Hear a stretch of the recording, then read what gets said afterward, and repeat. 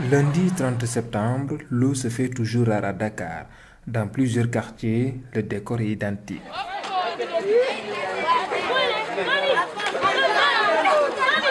Et voilà, comme vous le voyez en arrière-plan, un camion citerne donc, qui est en train de ravitailler les populations qui sont victimes donc, de cette pénurie d'eau. Mais également, on voit des files indiennes. Et cela veut dire que la difficulté est donc énorme et la plupart des populations sont touchées par donc, cette pénurie d'eau qui donc, met Dakar donc, au chaos. Mais pour le moment, donc, dans certains quartiers, il y a des citernes qui donc, approvisionnent la population en eau. Mais ce ne sont pas toutes les populations qui ont l'occasion donc, de voir ces camions citernes stationnés dans leur quartier. Et comme vous le voyez, donc, les gens continuent donc à puiser de l'eau dans ce quartier donc, de Liberté 6. yéen a ko gisal seen bopp de jafe-jafe ndox bi daal doy na waar trop sonn nañu taay nañu xamuñu lu ñuy def daal vraiment. sonn ngeen di jóg pour ut ndox. presque 6 heures du matin dinañuy jóg pour ut ndox di wër affaire yooyu daal vraiment sonn nañu. mënuñu wax daal tant que amoon ndox xam nga yaa ngi si rang bi rek.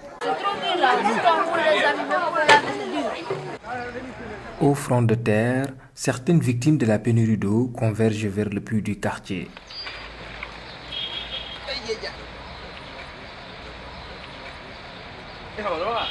D'autres se retrouvent au niveau du mini-forage pour s'approvisionner en eau.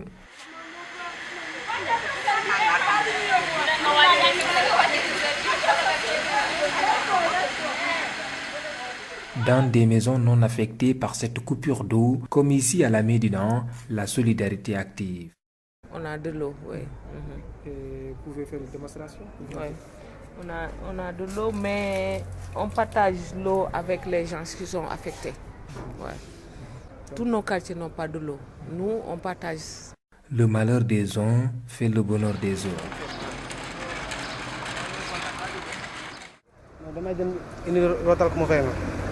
ñaata la lay fay. 500. par lan. chaque charge 500.